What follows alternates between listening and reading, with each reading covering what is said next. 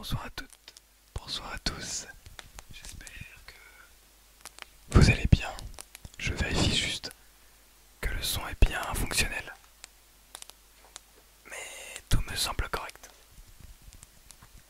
Bien, alors je vais juste peut-être trouver un focus. Hop là.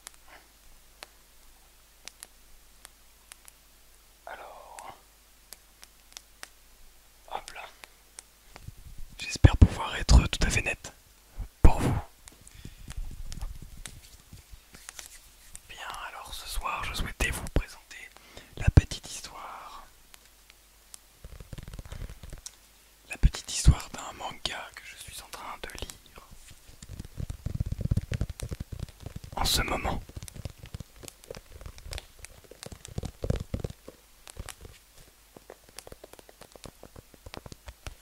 Alors, une petite vidéo tapping de relaxation dans laquelle je vais parler. Je vais vous parler de ce manga.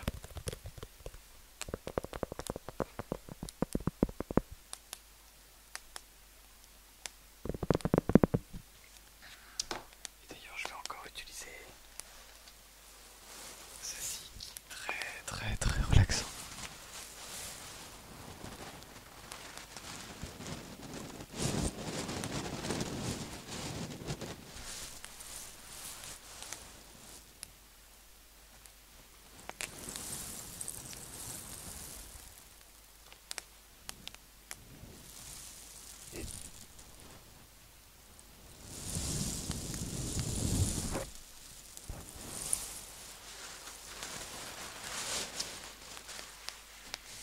Alors,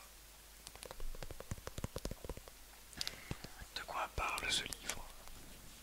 Son nom c'est GTO, donc le tome 8 ici. Et peut-être que vous connaissez GTO. C'est l'histoire d'un professeur, donc ce type-là.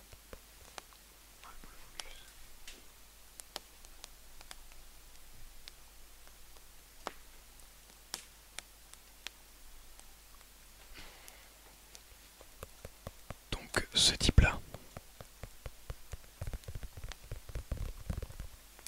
est donc un professeur de collège en éducation civique, donc l'équivalent d'histoire géo, un petit peu, au Japon donc. Et donc c'est un ancien voyou.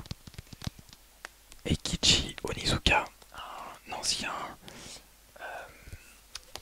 on va dire, il avait un duo qui s'appelait le Nibaku, qui était tout simplement lui et un de ses potes qui était tout simplement très fort en baston. Voilà, il savait très bien se battre. Et donc il était connu pour détruire tout un tas de gangs. Il a massacré, enfin il a mis cher genre à 1000 mecs en même temps. Bref, donc c'est des mecs très forts. Et donc il va aller enseigner dans des collèges avec des jeunes très difficiles, enfin très difficiles, avec plein de jeunes de plein de milieux sociaux très différents. Et grâce à lui, son expérience, son vécu, eh bien il va pouvoir apprendre à ces jeunes gens qu'est-ce qu'est la vie en réalité. Et donc il a une sorte de méthode. Alors il n'enseigne pas véritablement, donc je sais pas comment il doit faire pour son programme. Je pense qu'il le fait carrément pas. Mais par contre il enseigne beaucoup de choses sur la vie à ses élèves. Et donc ici, dans cette série de manga, il n'est pas tout simplement dans son collège, mais il est dans un centre pour jeunes, dans un centre qui recueille des jeunes, donc surtout des collégiens, et donc des jeunes avec des parents difficiles, enfin, des parents, soit des parents violents, soit des parents pas là, soit des parents carrément pas aptes à garder les enfants.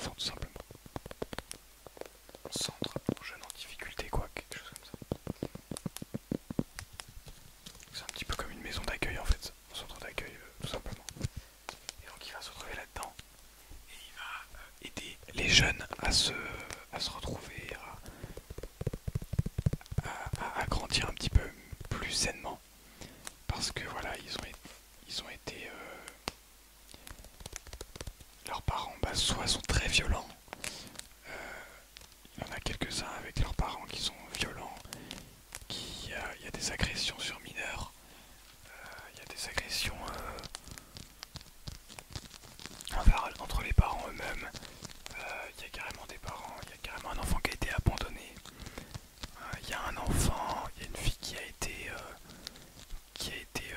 mutilée par sa mère.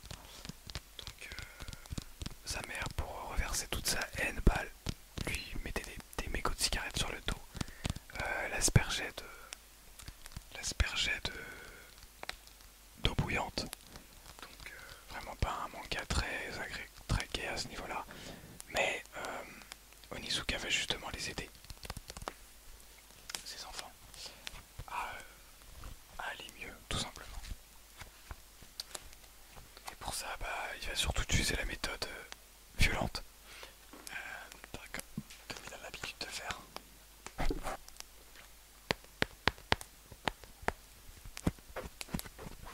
Il a plutôt l'habitude de faire avec la méthode violente.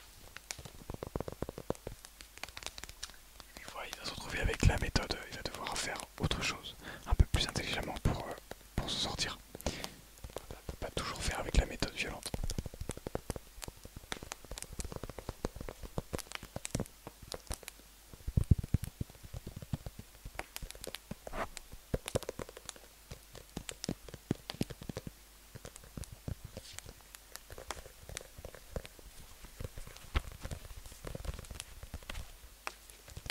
Donc je suis en train de lire, il me reste un tome puisque c'est une série en 9 tomes. Donc là je viens de terminer le tome 8 justement.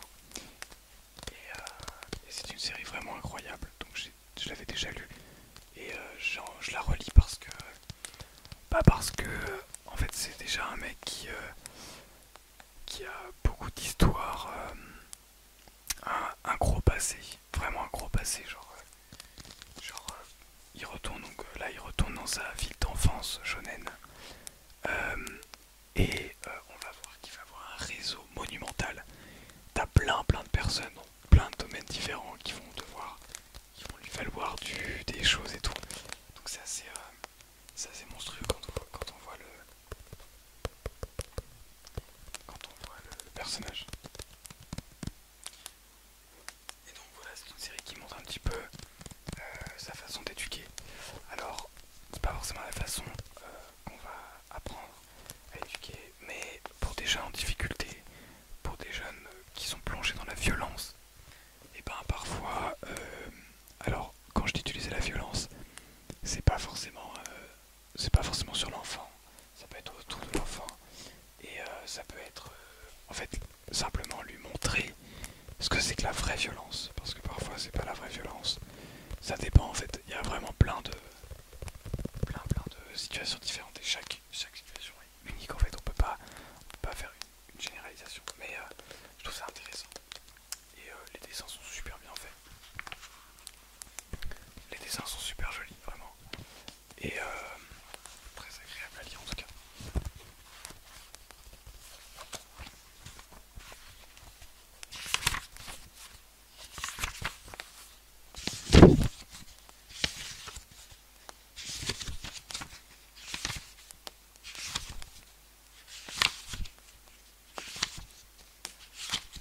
Donc c'est ce qu'on appelle un shonen.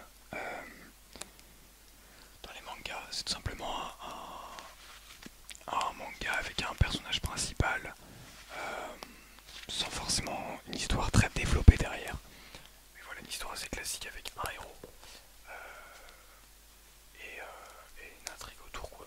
Finalement, c'est assez classique, mais super intéressant. Voilà. Et je voulais faire un petit peu de tapping sur ce livre, parce que j'aime beaucoup le tapping sur les livres et j'aime beaucoup le bruit des livres. Sans parler des auteurs, bien sûr.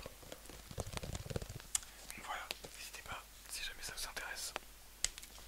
Très très cool comme manga. Je vous souhaite une très bonne nuit à toutes et à tous. Une agréable nuit. Et je vous dis à demain. Bonne nuit à toutes. Bonne nuit à tous.